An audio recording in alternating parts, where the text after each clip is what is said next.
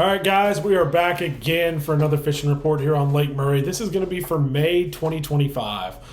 We've got Captain Bragg, which is right there, striper guide here on Lake Murray, and then I am Chris Blanchette. I do bass fishing guides out on Lake Murray as well.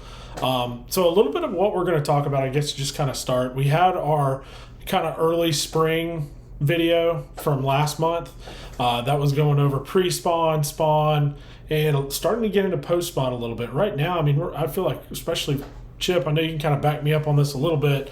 We're pretty much in the post-spawn. You know, we've got maybe a little bit of spawning still going on for striper and bass, that is. You know, we do have some species like the bluegill that with this moon, this is like their prime time. That being said, you know, I think a lot of what we're going to go over is just kind of some lake conditions, talk a little bit about what we're seeing on the water, and how we're getting some of these tricky post-spawn fish to eat consistently. So with that, you know, we actually we're filming this here in the middle. I think it's the 14th of May. So we just had a bunch of rain. The water level had started to drop a little bit. We got all this rain. It shot up about a foot. And I think you were telling me earlier, Chip, that they've even opened up some of the spillway. So that just shows you how much the lake has risen here in the last couple days. And, you know, obviously they're generating a ton of current to try and move it out of the lake and drop the lake down a little bit. So with that, you know, I'll kind of turn it over to Chip. Chip, what are some things you're seeing out there? What's the water temperature looking like? You know, what are some of the different things you're seeing on the water as far as clarity, anything like that? So the water temps were starting to rise pretty good. You know, we were starting to see some mid 70s, even some 76, 77 stuff about a week and a half ago. And it was kind of making me want to get into that early summer, really late spring stuff, which I don't. It's a transitional month. May's transition. A lot of guys struggle. I struggle some even in May, especially with trying to find keeper fish as far as the striper goes. But yeah, the post spawn. I'm seeing the females we're catching. They're already laid out. They're flat bellied. And also these fish are starting to pull off from the banks now. They're starting to look into some deeper water. I've seen that with the green fish as well. I'm catching a few more of those, and they're kind of out off the points. There's some of that 20, 30 foot of water stuff. Yes. But we did have that cold front come in last week, and I mean the rain and the cold. I mean I went back to wearing pants and a hoodie. I mean it was getting cold out there. But yesterday or day before I was out, starting to see water temps have come back down to like 71. They may peak at 72 in the afternoon. But that wind, you know, when it starts churning up that water, we see those 75, 77 degree water temps. But then when that heavy wind and rain comes in, it churns that lake. So it brings that colder water up, which kind of balances out the water column a little bit more with that type of temperature, with the lower temperatures. So water clarity, people always, as soon as it rains, everybody's like, is it muddy? Is it muddy? Guys, Murray does not get muddy. I mean, unless it's wintertime and the water's down and with the exposed banks, that's when it gets muddy. Now, I'm not going to say you can't go up there around the river forks, Ramp 4, Holly. There might be some mud up there coming out of the Big Saluda. But generally, you know, from Buffalo Creek down, it doesn't get muddy. It might get a little stained. What there is in the lake, say Dreer Island. Dreer Island is kind of dingy a little bit. Yeah. I wouldn't call it stained. It's just, you know, we've been doing a lot of shellcracker fishing. You can't see those beds up around Dreer, but you go down to say Timberlake and Bear, Valentine, Beaver Dam, the little Lexington side creeks, 18 Mile Beach, Dudley, all that stuff. Those are crystal clear. Now you got 7+ foot of visibility down there. So that's water clarity. I wouldn't worry about too much. It's your typical Murray water clarity. Yeah. But overall, that's kind of what I'm seeing out there. Yeah. Awesome. And yeah, I mean, that's pretty much a lot of what I'm seeing as well. You know, the rain we had was super cold. I'll tell you that. Like I had a trip and we were actually out there in the rain one of the days, and I mean, it was pretty dang cold rain, so I know that definitely dropped the water temperature down a good bit. So with that, we'll kind of jump into some of the reports themselves. We'll, you know, go through striped bass, largemouth, shellcracker, and just kind of the multi-species. So Chip, if you want, kind of tell us a little bit about the striper. I know the striper fish has been pretty solid right now. You've had to work for them, but I know it's definitely been pretty good early. It's been good. Like I said, we're catching anywhere from some days it's 20, 30 fish, some days it's 30, 50 fish days. Wow. And we can average anywhere from, I'd say an average is a good 8 to 12 keepers a trip. And then there's some of those days we're hitting 15 plus. It's just to get on the right schools. This time of year, everything's post-spawn. I think everything just kind of settles down for a little bit, but those 18 to 20-inch fish, they just come out of the woodwork. And they're very aggressive, seeing lots and lots of topwater, especially early in the morning. We're just coming off this full moon. So that bite is first thing in the morning for about an hour and a half, 2 hours. And then you go into this lull where you're just kind of picking at them here and there. And then about midday, it fires back up again. But that's your typical full moon stuff with the striper. We are seeing them. I haven't kept really anything up there really, really shallow on the banks. I think the herring spawn, I ain't going to say it's done because you get a bunch of comments, oh, it's not done, it's not, But I ain't going to say it's done, but I think it's starting to tail off. So there's a lot of the fish are starting to pull off over deep water. I ran a trip the other day that I was pulling boards and free lines in 140 foot of water, just out over deep channels. Wow. And those fish are just, and the only reason why I picked up on them is I seen a pod schooling. So I eased out, and next thing you know, before I knew it, the farther I went into deeper water, there they were, just, they're not even, I wouldn't say suspending, but they're 5 to 15 foot deep. And so I started using that pattern and going other places and checking it. And it's the same thing. So if you're familiar with like a late August or early September, mid-September pattern, that's what the striper are doing. They're out there in that open water. You can look for a few birds if there's some around, but mainly just get out in the open water and pull. If you like the down rod, I am starting to see some fish gather up on the bottom. If I'm looking to down rod right now, I'd be in 30 to 40, 30 to 45 foot of water. I'm seeing some fish stack up out on the ends of the points or even in the backs of the ditches. I mentioned, I think last month about the perch. We're starting to pile up in the backs of the ditches. Seeing some striper do that. They tend to do that right before June. I think it's because they're used to being up on those ridges and those shoals, and the closest deep water is a ditch that comes into there. So they just dip off into there. They can be in deep water, or if they get a hankering to go up shallow, up in the 15, 20 foot, they can do that. But that's what I'm kind of seeing with the striper right now. But just pulling boards in open water. Got it. What about Shellcracker? Obviously, we know bluegill. They're starting to spawn with the moon. That's historical every May. Tell me a little bit about the Shellcracker. So I haven't really said a whole lot on any of my business pages or groups, just because it's tough. I mean, because people get out there and they just wipe beds out. And I always tell people, if you are bed fishing, don't empty a bed. Grab your 10 or 15 off from a bed and go to another one. It's just be a sportsman about it. But so I started fishing for them actually about the last week of April and did really well. They were up there in that 2 to 7 foot range. You could actually see the beds up there in about 2 foot, but the more you go up on there, you realize that bed went 30, 40 foot long all the way out into deeper water. I ran a trip, I think, last week for them. We did well. We kept 40 over the course of about 9 beds that we checked. But they've gotten a little funny. So in the end of April, literally I'm Carolina rigging redworms is what I'm doing.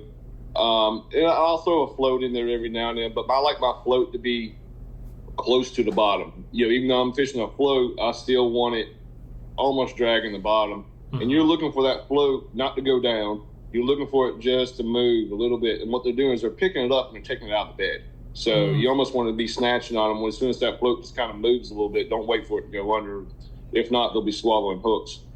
But they're not wanting. When we first started fishing for them in end of April, you could just throw a bait in there. They'd eat it. It's done. Catch them up. But the later we've gotten into May here now, you're having to throw your bait into the bed, whether you can see them or not. I mentioned Dreer Island, you can't see the beds, or up Buffalo and above, Dreer and above. You can't see the beds, but below Dreer, you can see the beds. So if you know the bed's there, throw the bait in there and just let it sit. I mean, they will find it. At the most, you can just kind of merely bump it just a little bit here and there, and they'll eat it. But you got to be patient with them. It's not just, like it was when it first starts up. It's just so fast. So that kind of brings up when I come back to the water quality or water clarity. Like I said, the Dreer Island and above is kind of dirty. Dreer Island down is okay.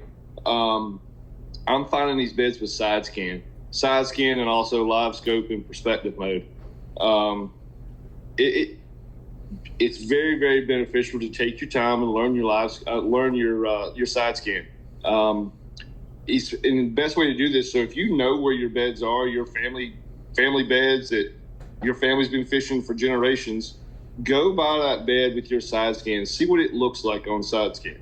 And then once you know that, then you can go and find other beds that way. And I tell you, one place that a lot of people mess up is if you go to the backs of coves, or even the backs of just long arms, and get in the very back in the center of them. And I don't know if it's footprints or what. I'm sure you've seen it. It's like these big holes, all in the middle. And people think those are beds, and they're not beds. I don't know what they are. But what I'm going to tell you is, when you're looking for this stuff on side scan, you want a symmetric pattern. If it's not symmetrical, most likely it's not a bed. So you want to find something that looks like someone took some type of design and made it. Whether it be circles or ovals or what, it's always going to be symmetrical. So that's a little tip with the Shellcracker. But 2 to 7 foot of water. We're just coming off this full moon. They should be good for another, I don't know, a couple weeks probably. And then you should, the bluegill, we're back mainly Shellcracker. But the bluegill, I'm starting to see those bed a lot more. They're going to be a little bit more. I always tell people the big bluegill will be shallow. Be deeper. They'll be out there in that 7 foot range. But I've seen some up shallow, but mainly it's your hand size bluegill, stuff like that will be up shallow. But those big old purple stump knockers, look for them out there a little deeper, 6 to 8 foot. But that's where you're going to have to utilize your side scan finding those beds. Yeah, and that's good stuff. And that kind of transitions right into, bass fishing and what we're doing right now currently. Arguably May is one of the most, I would say, kind of just specific to Lake Murray, like times of the year where we have some of the craziest stuff happen, right? We have the herring spawn here. We're one of the only lakes, if not the only lake, that has pretty much straight largemouth in it. There's a couple spots here and there, once every 4 or 5 years you hear about a smallmouth being caught. But for the most part, Lake Murray is largemouth. And they start to school on these points for these herring during the herring spawn. Right now, middle of May, we're kind of like Chip was saying, starting to tail off a little bit of it. And I'll tell you this, so the lake has had a ton of pressure lately from fishing tournaments, recreational fishermen, which is a good thing, right? It's great to have exposure on the lake. That being said, it does affect the fish and the fishery as well. And being able to make these key little adjustments to what these fish are doing and what's happening is going to be what separates you from having a 2 to 5 fish day or a 20 fish day when it comes to bass fishing. So what I'm seeing a lot of right now, obviously these fish, we're going to kind of rewind to where we were at the last report. April, they're first starting to get out, get on some of those secondary points, chase the herring around. You get your first wave of the herring spawn. Some of the fish are out there before the herring even spawn, kind of getting ready for them to spawn.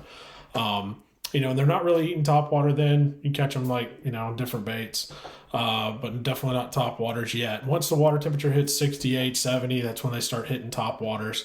A lot of what I'm seeing right now currently is you pull up to a point, you can catch 1 or 2 real quick, and then it's like they shut off, right? And a lot of that is because, obviously these fish are incredibly pressured. They know what's going on. They're like, oh, that's that bait, or oh, that right there's a spook or whatever, right? So you can pull up, catch a fish or two, and then all of a sudden they shut off. So then you have to make a decision. Are you either A, going to stay on that point and actively wait for those fish to come up in school, and then try and make a very precise, accurate, perfect cast to make those fish bite and kind of catch them while they're doing, the herring spawn blow up, right, where they're trying to get the herring? Or do you kind of create what's called like a milk run of points, where you have maybe 4 to 6 different really high percentage points, and you pull up and you continually just try and get that 1 or 2 when you first show up to the point where they've had a chance to kind of settle down. One of the things I've noticed is obviously the pressure, like I was telling you, Lake Murray's getting really pressured right now.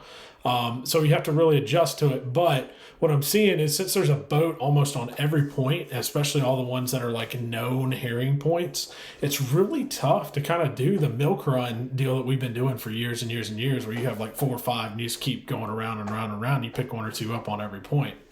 So it's a lot more this year. You kind of just find a good point, catch them when you can catch them, and then you have maybe 1 or 2 other ones you can kind of go and check. One thing that I've been doing, it's kind of been a little sneaky. I'll go ahead and tell you that the tidbit for me for the day for sure is the later in the day I've been catching them. Like some of my guide trips, it'll be like 9 o'clock, 9:30. I'll start my trip then, because that's when like most people have kind of gone out, they've done what they're going to do, and they'll kind of start to give up on the herring spawn and say, it's done for the day. That's when I'll start my trips. And we've caught some really good bags lately off the herring spawn points, and even some mid-range fish, some dock fish. I mean, everything, you name it. But yeah, so I've had a lot of really good trips start like 9 o'clock. And then, by 1 o'clock, you've got, over 20 pounds. It seems like I've had, a handful of 20-plus pound days lately doing this. And a lot of it comes in that later part of the day. As far as the why behind it, I don't know if it's a pressure thing. I don't know if it's what, maybe the fish kind of seeing a little bit better. But definitely it's been better for me, that like 9 to 11:30 time period, as far as the fish coming up and actively schooling, and also being able to catch them, just kind of running points and stuff like that. So for me, that's kind of been weird, right? Because in previous years, first thing in the morning's like, that's when you go. That's when you catch them. You're going to catch them first thing. You better be on that spot by 6 o'clock, because there's going to be 5 other people trying to get to it, right? That's not really been the case for me. I'm just kind of like letting everybody else go do their thing, and then I'll just come in behind them and, just catch a couple here and there. But that's kind of been what my pattern's been. I've been going and doing the herring stuff a little bit later, and then maybe in the morning starting doing like some deeper fishing, or even docks too. Once the sun comes up and it gets past the actual herring spawn portion of the day, we've caught some really nice fish on the docks here lately too. But that being said, I know it's obviously a ton of information, just kind of talking about what we've been doing. We've been catching them on top waters. We've been catching them on soft plastic jerk baits like a Caffeine Shad. We've been catching them off of worms. Can't go wrong with like a shaky head worm. Haven't started throwing the jig yet here. Should do that here probably within the next week or so.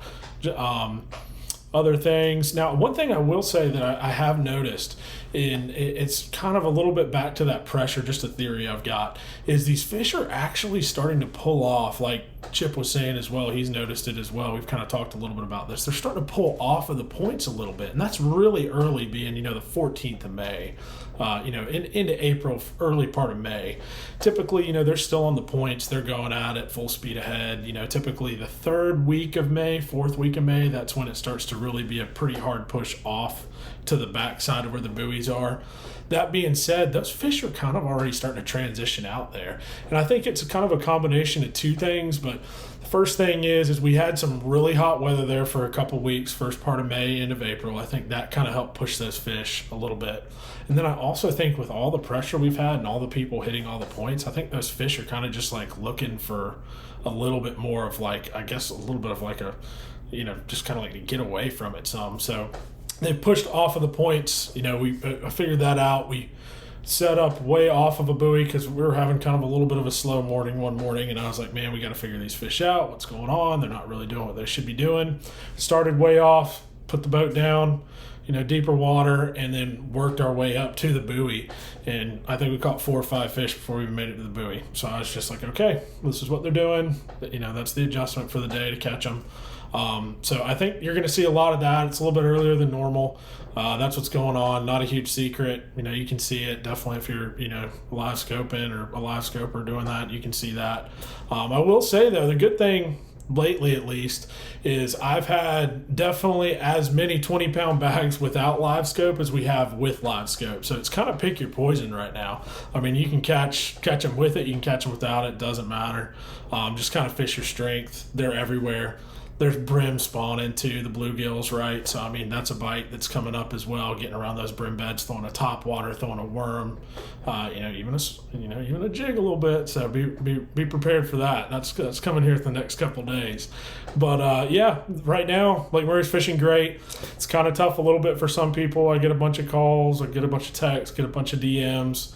But it's more of just being able to make those micro adjustments throughout the course of the day based off of what the conditions are to be able to make sure that you're successful in your day on the water. But with that, I mean, we've had some great trips. I know Chip's had some awesome trips. I see him out there on the water a good bit. So we're both out there and, we're seeing a bunch of fish. It seems like a lot of stuff on Lake Murray spawning right now, whether it be herring, shad, brim, a little bit of striper, a little bit of bass. So, I mean, now's a great time to be on Lake Murray. That being said, we are kind of getting to those hot months. They're right around the corner. With June, it starts to tail off a little bit. So, kind of be prepared for that. Take advantage of the last little bit of the May kind of herring spawn deal that we got. Chip, what else do you have to add? Any lake conditions, anything like that? Not really. Just as we all, like you just mentioned, the warmer weather's coming. Just be courteous out there to people. Pay attention to where you're going. And my biggest thing with people, I always try to tell people this: don't let a 10 to 20 second event ruin your day. If somebody cuts you off, fair, or if they get in your way, or they come in on top of it, you're going to let 20 seconds ruin everything you're about to do that day. Just let it take water off a duck's back. Just like, man, I can't believe he did that. And just keep on going and enjoying your day. You don't run the social media and, this guy cut me off. So now you're invested hours and hours of a 20-second event. So have fun out there, guys, and just take the high road. If everybody took the high road, everybody get along a lot better. Yeah, golden rule, right? So that's something to think about as we're coming up in these warmer months. And, there's going to be a lot more traffic on the lakes, at the boat ramps. Just be courteous out there and, have a good time. That's my preaching for this month. Yeah, definitely. I mean, just treat people the way you want to be treated, right? Also be careful, obviously, with all the pleasure boaters that are starting to come out on the water, too. A lot of this stuff, they don't understand what we're doing when we're fishing sometimes. So, if you're working an island over or a point, they don't really know that. They just think you're out there fishing around. So have a little bit of grace with them. Two things real quick, just kind of wrap up on. Last thing I've got, just that, we saw some questions about some live scope stuff. What do stripers look like on live scope? I actually took a video of it. I'm going to try and go ahead and show what that looks like. But basically it's those fish are going to be, a little bit more shiny. They're going to be in more of a line. And you'll clearly be able to tell by their erratic action. Also, they are much more all over the place. Very erratic. They're all over the place. So hopefully this little video just kind of shows you. I mean, these ones that I took a video of, we caught a couple of them. They were in that 5 to 10 pound class. There's some solid stripers. And then last thing that I've got is something that we want to do, every month, super important to me, is I want to leave you with a Bible verse. I'm not going to tell you what it is or what it says, but I'm going to leave you with it with the hopes that you'll crack the Bible and check it out and just see what it says. This one, it's a verse that I've got on my boat. It's Isaiah 41:10. So go check it out. And until next month, signing off here for Chip and me, and go out there on the lake, enjoy it, be safe, catch them up, and then June, get ready. We're going to talk a little bit more about the transition into the hot months on Lake Murray.